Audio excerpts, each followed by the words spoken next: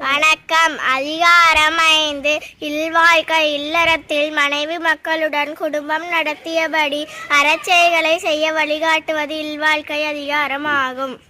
இன்றைய திருக்குறள் 45. அன்பும் மரணம் உடைத்தாயின் இல்வாழ்க்கை பண்பும் பயனும் அது.